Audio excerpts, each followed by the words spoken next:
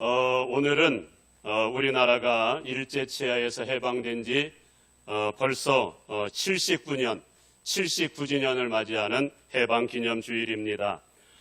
여러분 감격스럽지 않으신지요? 아마도 처음에는 무척이나 감격스러웠을 것이라 그렇게 짐작이 됩니다. 그러나 벌써 79년이라고 하는 세월이 지나다 보니까 아마도 그 감격에 대해서는 다소 퇴색되지 않았었을까 싶습니다. 그러나 오늘 해방 기념주의를 맞이해서 한 가지 늘 기억하고 살 것은 이 나라와 이 민족을 향한 하나님의 사랑과 섭리가 다른 나라들에 비해서 특별하다라고 하는 사실입니다. 저는 우리나라의 역사를 보면은 마치 이스라엘 나라의 역사를 보는 것만 같습니다. 어쩜 그렇게 흡사한지요? 이스라엘도 그랬습니다마는 우리나라는 유달리 외부의 침입을 많이 받았지요. 특히 우리나라처럼 나라를 잃은 서름이라든가 남의 나라에 객이 되어가지고 36년간에 걸쳐서 고통과 핍박을 당하는 그런 나라는 그리 많지 않았었을 겁니다. 그러나 또 한편으로는 고통의 세월만큼이나 하나님의 긍휼하심이라든가 하나님의 특별한 은혜도 그만큼 넘쳤던 민족, 그 민족이 바로 우리 대한민국이라는 나라가 아닐까 싶습니다. 이유인즉슨 하나님의 복음은 언제나 어떤 사람들에게 강력하게 증거될까요? 이 땅에 가난한 사람들에게 강력하게 증거되고요. 혹은 병들고 어둠의 영들에게 묶여져 있고 속박당하는 사람들일수록 급속도로 그리스도의 복음이 증거되듯이 우리 민족이 당했던 온갖 고통과 서름, 환난과 핍박, 그리고 이로 인한 가난과 육신적인 질병들은 오히려 그리스도의 십자가의 복음이 이 민족 가운데 급속도로 증거되는 능력의 원천이 된 줄로 믿습니다. 이로 인해서 여러분들도 잘 아십니다마는 1970년대부터 1990년대까지 일어났던 성령운동을 통한 이 부흥운동은 130년의 짧은 기독교 역사를 가지고 있음에도 불구하고 1천만이라고 하는 엄청난 기독교의 확장을 가져오기도 했고요. 지금 현재는 전 세계 복음화를 위하여 가장 선교사를 많이 파송하는 나라 중에 하나, 물론 옛날에는 2등국이었습니다마는 요즘은 한 6위 정도로 떨어진 것 같아요. 그런데 2위부터 6위까지는 거의 다 비슷하거든요. 근데 우리나라가 한 2만 5천 명의 선교사를 파송을 했으니 굉장히 많은 선교사를 파송을 해서 선교대국으로 지금 현재 하나님이 마음껏 쓰시는 나라, 그 나라가 우리나라이기 때문입니다. 그러기에 우리나라는 하나님께서 특별히 사랑하시는 민족이구나, 저는 자부심을 갖기를 주님의 이름으로 축복합니다. 그러나 하나님께서는 우리 가운데 정치적인 자유, 국가적인 자유와 해방도 주시기를 원하셨지만 더 주시길 원하시는 것이 있으셨습니다. 그것은 바로 우리의 영혼이 죄와 질병과 세상과 마귀로부터 자유케 되는 자유와 해방입니다. 왜냐하면 아무리 여러분 국가적으로 자유와 해방을 얻었다 하더라도 우리의 영혼을 얽어매고 있는 죄와 세상과 또 마귀로부터 자유케 되지 못한다면 우리가 이 땅 가운데 우리 주님께서 주시는 참 자유와 평강을 누릴 수가 없을 뿐만이 아니라 우리가 장차 들어갈 영원한 천국에 들어가는데도 문제가 생기기 때문에 그렇습니다. 여러분들은 하나님께서 이스라엘 백성들을 애굽의 노예로 있을 때 하나님의 강한 손길로 10가지 재앙으로 애굽 땅을 심판하시고 하나님의 백성들을 구원하셨던 놀라운 역사를 기억하실 겁니다. 그러나 여러분들도 잘 아시다시피 그들은 출애굽한 이후에 과연 하나님께서 주시는 참 자유, 참 평강을 누리며 살았을까요? 물론 정치적인 자유는 얻었습니다. 국가적인 자유는 얻었지만 하나님께서 진정 주시기를 원하시는 참 자유와 해방, 우리 주님께서 친히 왕이 되시고 통치하시는 정말 주님 안에 들어갈 때만이 누릴 수 있는 그런 이 땅에서의 자유, 해방, 그것을 누리지 못했기 때문입니다. 왜냐하면 우리가 이 땅 가운데에서 우리 주님의 강력한 통치를 받기 위해서는, 그리하여 우리 주님 주시는 진짜 평안, 영원한 천국의 그런 평강을 누리기 위해서는 반드시 물리쳐야 될 적들이 있거든요. 그것은 물론 사람들마다 다를 수 있겠습니다마는 일반적으로 세상을 지나치게 사랑하는 세상 정욕이라고 하는 적이 우리 안에 있고요. 육신의 정욕, 안목의 정욕, 이생의 자랑을 따라 살고자 하는 욕구들, 사실 알고 보면 그것으로 우리의 영혼을 장악하는 어둠의 영들이 있기 때문입니다. 또 음행 혹은 물질이라고 하는 우상, 탐심이라고 하는 적이 우리의 생각과 마음을 짓누르고도 있고요. 또 하나님이 가장 싫어하시는, 하나님이 우리에게 준 엄청난 은혜가 있는데도 불구하고 감사는 하지 못하고 원망, 불평 이런 것들이 우리의 마음속에 있기도 하고요. 그리고 또 야고보서 1장이 말씀하고 있는 은혜 생활을 하고 경건 생활을 하지만 은혜 받은 거 다 쏟아버리기도 하고 또 하나님의 나라를 허물기도 하는 이 말을 통해서 끊임없이 공동체를 허무는 이 말에 대한 이 통제하지 못하는 그런 질병들도 있고요. 또 이 마귀는 불순종의 아들들 가운데 역사하는 영이라고 에베소서 2장은 말씀하죠. 성령님은 순종할 때 강력하게 역사하시거든요. 할렐루야. 말씀 듣고 순종하면 우리 주님은 너무 기뻐하셔서 막 성령을 기름부터 부어주시는 그런 하나님이시지만, 하나님의 말씀을 들었는데 반응도 없고 이런 삶이 하루, 이틀, 1년, 2년 이렇게 반복되다 보면 하나님의 인내심도 한계가 느껴지다 보니까 여러분들이 잘 아시는 사울을 아실 겁니다. 그는 하나님의 자녀였고 하나님이 기뻐하는 사람이었는데 왕이 되는 순간, 그리고 하나님의 말씀을 버리는 순간 하나님도 그를 버리다 보니 어둠의 영들에게 장악당하여 끊임없이 불순종하다가 멸망을 당하는, 정말 이 불순종의 아들들 가운데 역사하는 영, 마귀가 하나님의 말씀을 받은 이후에 앗아가기도 하고요. 그런 삶을 끊임없이 살도록 역사하는 마귀가 우리 속에 있다는 것이지요. 그 결과 여러분들도 잘 아십니다마는 이 문제를 성령의 능력으로 주의 말씀으로 극복하지 못하고 해결하지 못해서 출애굽이라고 하는 엄청난 하나님의 정치적인 자유는 얻게 되었지만 내부적인 적들을 이기지 못했던 출애굽 당시의 전 세대들을 기억하실 겁니다. 성경은 그들을 향하여 뭐라고 어떻게 조명을 하는지 알고 계십니까? 고린도전서 10장에서 바울 사도는 출애굽의 모든 역사를 총망라하여 이렇게 말씀합니다. 이들은 대부분이 가나안 땅에 들어가지 못하고 광야 가운데서 멸망을 당하였는데, 어떤 사람들은 원망하다가, 어떤 사람은 주를 시험하다가, 어떤 사람은 우상 숭배하다가, 어떤 사람은 음행이라고 하는 어둠의 영에 붙들려서, 어떤 사람들은 불순종하다가 멸망시키는 자들에게 멸망을 당하였다, 그렇게 말씀합니다.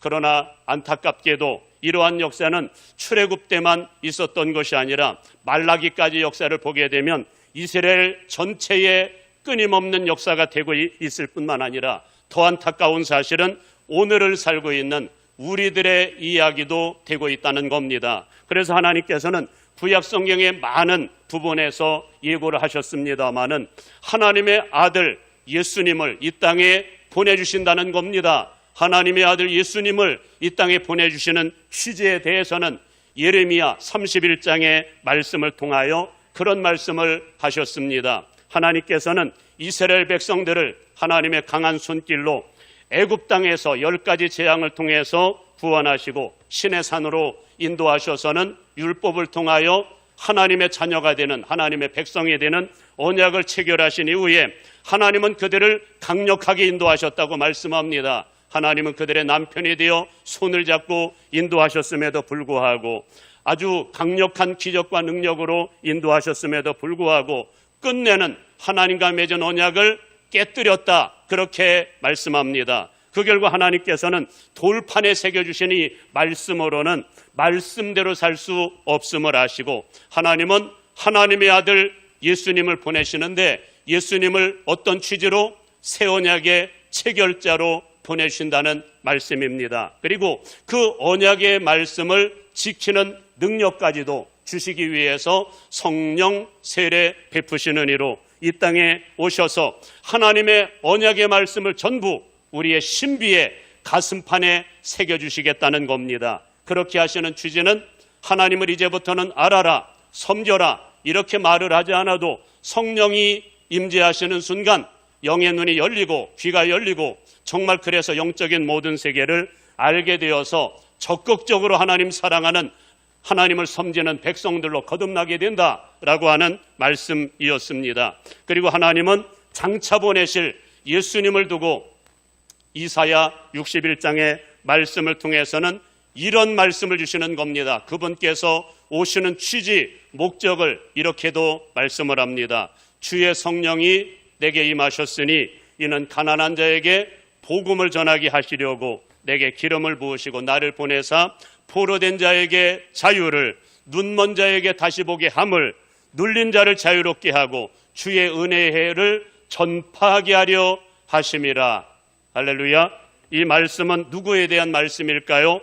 이 말씀은 장차 오실 예수님에 대한 말씀으로, 장차 오실 예수님은 성령의 능력 가운데 이 땅에 오실 거다, 이런 말씀이고요. 그분께서 오시는 취지는 가난한 자들에게 복음을 전하는데, 여러분 이들은 다 예수님, 다 하나님을 섬기는 백성들인데 어찌 복음이 또 필요할까요? 구약시대에 이들이 받았던 구원은 무엇을 통해서 받은 구원이었을까요? 짐승의 피를 통하여 받은 구원이다 보니, 여러분 짐승의 피에 능력이 있을까요? 짐승의 피에는 능력이 없습니다. 그래서 하나님의 아들 예수님이 친히 세상 죄를 지고 가는 하나님의 어린 양으로 오셔서 십자가를 통하여 우리의 모든 죄를 단번에 대속하시고 해결할 거다, 그런 취지에서 예수님은 이 땅에 오시게 되는데, 여러분 예수 그리스도의 보혈의 능력을 진짜 믿고 그분과 동행하고 이 십자가의 복음이 들어오는 사람은 모든 죄를 잘라내는 능력도 생겨나게 되는 줄 믿습니다. 영원한 천국을 바라보는 영의 눈이 열리는 그런 은혜도 넘치게 되는 줄로 믿습니다. 또 그분께서 오시는 취지는 그동안 짐승의 피를 통해서 구원받다 보니까, 여러분 아직도 죄가 왕노릇하는 그런 시대 가운데 죄를 많이 짓다 보니 육신적인 질병도 세상적인 모든 정욕도 이런 것들에 사로잡혀져 있는 이 사람들을 향하여 이제는 우리 주님께서는 풀어주기 위해서 죄로 말미암아 파생된 질병, 저주, 정욕, 온갖 불순종, 이로 인하여 어둠의 영들에게 매여있는 이 모든 것들로부터 자유케 하기 위하여 예수님께서 이 땅에 오신다, 그런 말씀을 지금 증거하고 있는 겁니다. 그리고 더 나아가서 눌린 자들을 그저 자유케만 만드는 것이 아니라 창조의 원형을 회복시키러 오신다는 겁니다. 옛날 에덴 동산에서 아담과 하와에게 주셨던 완전한 자유와 평강, 그리고 레위기 25장에서 말씀하고 있는 신년에 대해서는 여러분들이 잘 아실 겁니다. 50년째 되는 해에 모든 것들을 다 원주인에게로 돌려주라, 이런 제도를 하나님이 만드셨거든요. 예수님이 이 땅에 오시는 목적은 잃어버렸던 모든 것들을 전부 회복해서 옛날에 에덴 동산에서의 그 모든 하나님과의 관계, 잃어버렸던 모든 것들 전부 다 회복시키기 위하여 오신다, 그 말씀을 하시는 겁니다. 그리고 놀라운 사실은 이제 때가 되어서 하나님의 아들이신 예수님께서 실제로 이 땅에 오셔서 하시는 사역에 대한 말씀이 오늘 본문에 기록되어 있는데, 예수님께서 본격적인 사역을 시작하시면서 첫 번째로 하셨던 사역이 뭔지 아십니까? 예수님께서는 성령의 능력으로 오신다고 예언을 하셨기에 예수님은 성령의 능력으로 무장받기 위해 어디로 들어가실까요? 40일간에 걸쳐서 광야 가운데로 들어가서 40일간 뜨겁게 기도합니다. 이유는 성령의 능력으로 무장하기 위해서, 또 한 가지는 그동안 이 땅을 주름잡던 어둠의 영들을 말씀으로 전부 물리치기 위함이었습니다. 그리고 예수님은 실제로 성령의 능력으로 마귀를 물리치셨습니다. 할렐루야. 그리고 연이어 예수님께서는 성령의 능력으로 어디에 오셨을까요? 갈릴리에 오셨다고 말씀합니다.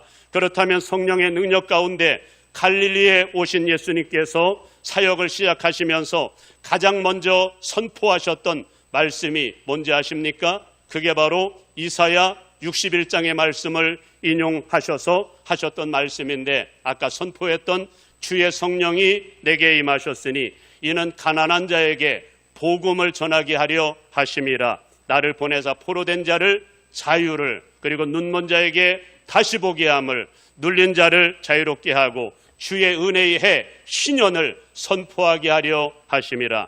여러분, 오늘 이 시간 우리 주님께서 직접 선포하고 계시는 이 말씀 듣고 계십니까? 우리 주님께서 이 땅에 오신 목적은 1차적인 취지가 복음 전하기 위해서 오셨다는 겁니다. 여러분, 유대인들에게도 복음이 필요했지만 우리에게도, 믿는 우리에게도 복음이 필요합니다. 아직도 예수 그리스도의 십자가 부활의 능력을 믿지 못하여 그 은혜 안에 살지 못하는 사람들이 많기에 이 복음을 다시 선포하십니다. 예수 그리스도 그분을 왕으로 섬겨라. 예수 그리스도의 십자가의 능력이 있다. 이거를 지금 증거하길 원하시고요. 또 우리 주님께서 이 땅에 오신 취지가 있었다면 그동안 우리를 얽어매고 있었던 모든 것들로부터 자유케 하기 위해서 오셨다 말씀을 합니다. 그리하여 더 나아가서는 옛날 창조의 원형을 회복시키러 왔노라 주님은 선언하십니다. 여러분이 놀라운 사실을 잘 깨닫지 못하는 사람들이 있을까 봐 성경에는 온통 이 말씀으로 가득하지만 히브리서 2장 14절 이하에서는 이런 말씀을 하죠. 자녀들은 혈과 육에 속하였음에 그도 또한 같은 모양으로 혈과 육을 함께 지니심은 죽음을 통하여 죽음의 세력을 잡은 자 곧 마귀를 멸하시고 죽기를 무서워함으로 한평생 배어 종노릇하는 모든 자들을 놓아주려 하심이니 이는 확실히 천사들을 붙들어 주려 함이 아니요 오직 아브라함의 자손을 붙들어 주려 하심이라. 저와 여러분들을 붙들어 주기 위하여 우리 주님께서 오셨다 그렇게 말씀합니다. 그렇다면 사랑하는 여러분, 우리가 예수님을 통해서 주어진 이 엄청난 비밀을 우리가 깨달아 알게 되었다면 이제부터는 우리 주님의 통치 안에 들어가서 이 엄청난 은혜를 우리도 누려야 되지 않겠느냐 그 말입니다. 그동안 마귀에게 속아 살았으니 이제는 물리치고 어둠의 영들에게서 자유할 때가 되지 않았느냐 말씀을 합니다. 그리고 죄와 어둠의 영들로 말미암아 시작된 모든 질병, 상처, 가난과 저주, 세상 정욕과 불순종을 통한 온갖 마귀에게 붙들려 있었던 모든 영역들까지도 우리 주님은 전부 주님 앞에 내어드리기를 원하십니다. 우리 주님께서는 자유케 하시겠다. 이 모든 것들에게서 놓여서 이제는 자유하게 만드시겠다 말씀을 하십니다. 그래 바라기는 저는 오늘부로 우리 주님 주시는 진정한 자유와 평강이 여러분 안에 넘치기를 주님의 이름으로 축복합니다. 매여 있는 것들에서 이제는 진짜 풀려나는 은혜가 있기를 주님의 이름으로 축복합니다. 지금 우리 주님은 바로 이런 마음을 가지고 가장 먼저는 자기의 고향 사람들을 향하여 이 말씀을 전하고 있는 겁니다. 그러면 어떤 반응이 일어나야 정상일까요? 모두가 다 자기들에게 구원을 주시기 위해서 오신 주님을 기뻐하고 열렬히 환영하면서 그분 앞에 굴복해야 정상 아니겠습니까? 그리하기만 하면 우리 주님의 말씀이 그들 가운데 그대로 적용이 되어져서 죄와 어둠의 영들 가운데서 자유하게 만드시는 하나님의 능력이 나갈 텐데 오늘 말씀에 의하면 안타까운 장면이 연출되고 있음을 보게 됩니다. 이를테면 예수님께서 어릴 때 그들 가운데 함께 거하시다 보니까 어릴 때부터 함께 자라온 바라본 그런 사람들이 사는 고향이다 보니까 예수님의 이 엄청난 말씀을 증거했는데도 불구하고 믿지 못하는 겁니다. 오히려 이렇게 막 반기를 들고 있습니다. 아니 이 사람이 요셉의 아들이 아니냐, 아니 그의 부모를 우리가 알고 있거늘 어찌 그런 막말을 하고 있는 것이냐. 예수님의 말씀을 듣지 않는 차원을 넘어서서 낭떠러지까지 끌고 가서 예수님을 죽이려고 했다고 말씀을 합니다. 그 결과 안타까운 사실은 예수님께서는 예수님의 고향인 나사렛 사람들에게는 이 은혜를 베풀지 않으셨다고 말씀을 합니다.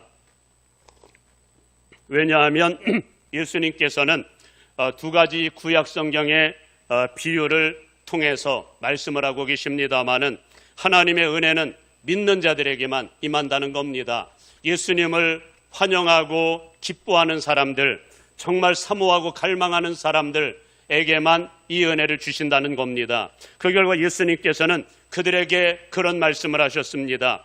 오늘 함께 읽진 않았습니다마는 24절에 의하면 내가 진실로 너에게 이르노니 선지자가 고향에서는 환영을 받는 자가 없느니라, 이렇게 말씀하시면서 구약시대에 있어서 두 가지 사례를 듭니다. 하나는 엘리야 시대 때 일어났던 한 사건으로 3년 6개월 동안 기근이 들었을 그때에 이스라엘에는 많은 과부들이 있었지만 오직 한 사람, 누구에게만 보냄을 받았다고요? 사르밧 과부에게만 엘리야가 보냄을 받아서 그 가정을 구원했다는 겁니다. 또 한 사건은 엘리사 시대 때 일어났던 사건으로 많은 문둥병자들이 있었지만 오직 한 사람, 누구에게만 보냄을 받았다고 말씀을 할까요? 나아만이라고 하는 유대인도 아니고 이방 장수에게만 보냄을 받아서 고쳐주셨다는 말씀입니다. 이 말씀을 하시는 취지는 예수 그리스도께서 선포하신 이 놀라운 메시지를 믿지 못하고 예수님을 환영하지 못하는 나사렛 사람들에게는 더 이상 나눠줄 은혜가 없다, 이 말씀을 하시는 겁니다. 그렇다면 이 은혜는 누가 받았을까요? 놀라운 사실은 예수님께서는 나사렛 사람들에 대해서는 배척을 당하셨지만 나사렛을 제외한 갈릴리의 모든 동네에서는 아주 열렬한 환영을 받으셨는데, 모두가 다 예수님이 들어가는 곳에는 예수님이 증거하시는 이 말씀, 이 권세 있는 말씀에 전부가 다 놀랐다, 이렇게도 말씀을 하고요. 그 결과 주님께서 증거하시는 이 천국 복음과 함께 사역의 현장마다 성령의 임재와 하나님의 나라가 진짜 임하게 되면서 귀신들이 막 소리를 지르며 떠나갔다, 이렇게도 말씀을 하고요. 모든 병든 자들이 다 주님 앞에 나와서 고침을 받았다고 말씀을 합니다. 우리 주님은 자유케 하기 위해서 오셨고 예수님의 복음 안에 능력이 있기 때문입니다. 할렐루야. 그러나 사랑하는 여러분, 이것은 지난 과거 예수님 당시에만 일어났던 사건이 아니라 하나님은 어제나 오늘이나 영원토록 동일하신 하나님이라고 말씀을 하시면서 오늘 이 시간 우리 가운데, 저와 여러분들 가운데도 일으키기를 원하신다 말씀을 합니다. 내 병은 오래되어서 고칠 수가 없다고요? 우리 가정은 오랜 대대로 우상숭배를 해온 가정이라 가계에 흐르는 저주가 있기 때문에 우리 가정은 안 된다고요? 나는 오랫동안 하나님을 떠나 살던 사람이기 때문에 내 영혼은 안 된다고 생각을 하시나요? 여러분, 평생을 하나님의 대적자로 살아왔던, 믿는 사람들을 막 쫓아다니면서 온갖 폭행과 악행을 저질렀던 바울 사도도 우리 주님께서 직접 찾아오셔서 복음의 빛을 비추시고 성령을 그에게 기름 붓듯 부어주시는 순간 어떤 일이 벌어졌을까요? 아무도 저 사람은 해답이 없어, 안 될 거다, 이렇게 생각했던 사람도 한순간에 꼬꾸라져서 하나님의 최고의 대적자에서 최고의 선교사로, 사도로 거듭나는 역사가 일어났다는 사실을 여러분 아시지요? 여러분 또 평생을 하나님을 섬겼지만 하나님 없이 날라리로 섬기던 사람이 있었거든요. 그러다 보니 믿는 사람들과는 원수처럼 지냈고요.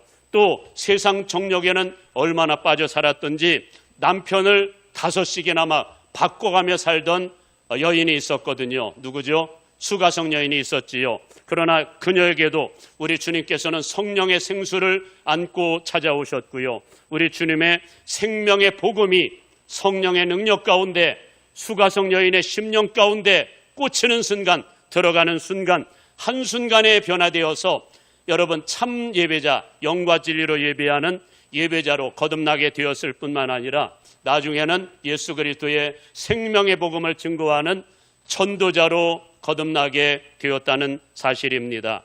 여러분, 또 베데스다 연못가에서 38년 된 병자, 아무도 고칠 수 없다고 생각했던 그 사람을 우리 주님께서는 한 방에 고쳐주셨습니다.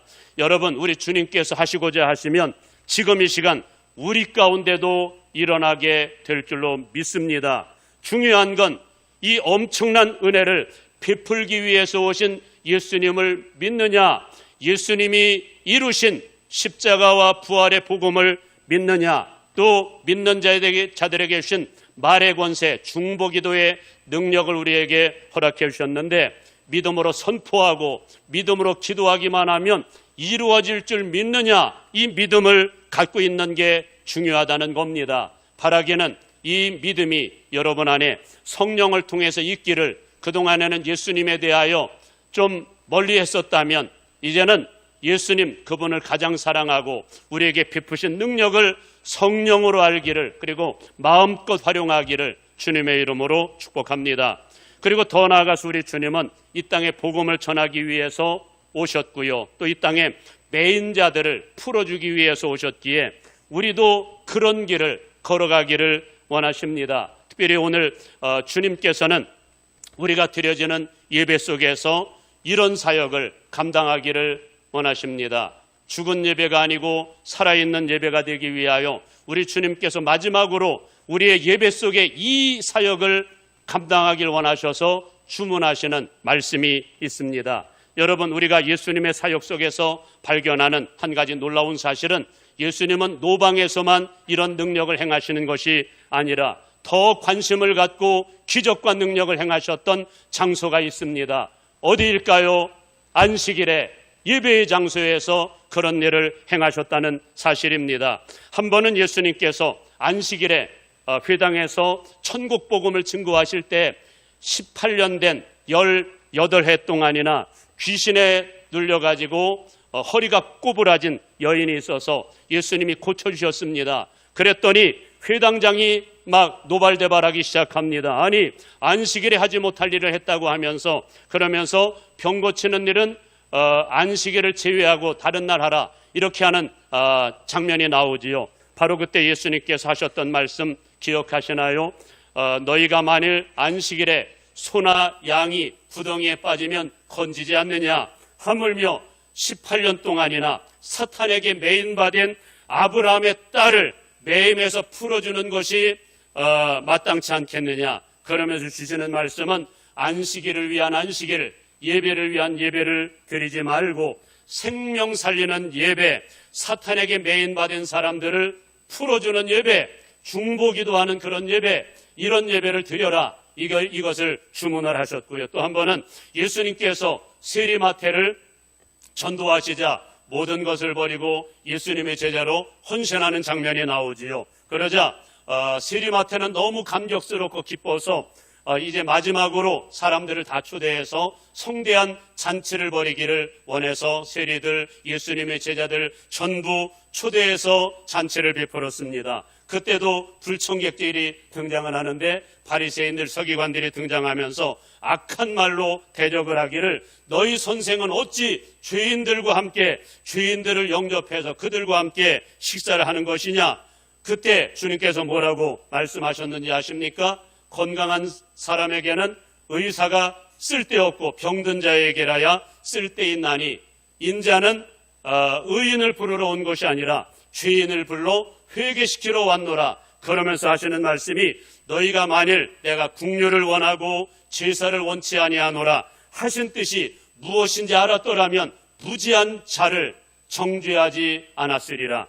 여러분, 우리 주님께서 무엇을 말씀하고자 하시는지 이해가 되시나요? 우리 주님께서 진정 원하시는 예배는 이 땅에 아직 복음의 말씀을 듣지 못해 어둠의 영들에게 묶여져 있는 영혼들에게 복음을 전하고 풀어주는 사역을 우리 주님이 정말 하기를 원하신다는 겁니다. 안식일을 위한 안식일, 예배를 위한 예배 드리지 말고 생명 살리는 예배, 예수 그리스도의 생명의 복음을 증거하는 예배를 드려라, 이 말씀을 우리에게 도전하시고요. 또 한 번은 예수님께서 안식일에 밀밭 사이로 지나가십니다. 그러자 제자들이 밀이삭을 잘라먹는 장면이 나오지요. 그러자 바리새인들이 또 등장을 해서 정죄하기를, 당신들의 제자들이 어찌 안식일에 하지 못할 일을 하는 겁니까? 그때 예수님께서 뭐라고 말씀하셨을까요? 다윗의 비유를 들면서 다윗이 몹시 시장할 때에 제사장만이 먹을 수 있었던 진설병을 먹었다는 말씀을 나누면서, 안식일의 주인 되시는 주님께서 진정 원하시는 것은 안식일을 위한 안식일, 사람들을 정죄하고 죽이고 사람들 앞에 나오는 사람 실족시키는 그런 예배 드리지 말고, 이 땅에 굶주리고 헐벗고 또 어려움을 당하는 이 땅의 가난한 사람들의 배를 채워주는 그런 예배를 올려드려라, 이런 도전의 말씀을 주시는 겁니다. 정리하면 그렇습니다. 우리 주님은 우리의 예배가 예배를 위한 예배가 아니라 예배 속에서 질병을 치료하고 어둠의 영들이 떠나가는 묶인 것을 풀어주는 그런 예배가 되길 원하시고, 또 잃어버린 영혼들이 이곳에 와서 주님 만나고 구원받고 더 나아가서 복음을 전하는 그런 예배 드리길 원하시고요. 이 땅에 가난한 자, 병든 자, 아니 또 육신적으로 뭔가 좀 헐벗고 또 굶주려 있는 이런 사람들에게 마치 선한 사마리아인처럼 사랑과 온정을 베푸는 그런 차원, 정말 하나님의 교회는 늘 물질적인 차원에서도 좀 잔치 않은 그런 교회가 되기를 원하신다, 그런 주문의 말씀입니다. 사랑하는 여러분, 저는 우리 교회 예배 속에서도 언제나 이런 일이 나타나기를 간절히 바랍니다. 동서남북 사방에서 몰려와서 수많은 사람들이 구원받는 역사도 일어났으면 좋겠고요. 병든 자들, 귀신에 눌려있는 사람들, 이런 사람들이 여기 와서 기도하는 사람들이 많다 보니 중보기도의 능력으로 풀려나서 자유케 되는 역사도 좀 많이 나타났으면 좋겠고요. 또 이 땅에 허기진 사람들, 배고픈 사람들의 또 허기진 배를 채워주는 그런 교회가 되었으면 좋겠고요. 가난했던 사람이 부하게 되기도 하고 하나님을 섬기는 백성들로 거듭나는 그런 은혜가 있기를 정말 원합니다. 그래 예수님의 사역의 현장에는 언제나 생명의 역사들이 가득하고 자유케 되는 역사들이 가득했던 것처럼 우리 대관령 교회 안에도 이와 같은 역사, 생명의 역사, 자유케 되는 역사가 어디에서 예배의 현장에서 일어나기를 주님의 이름으로 축원합니다.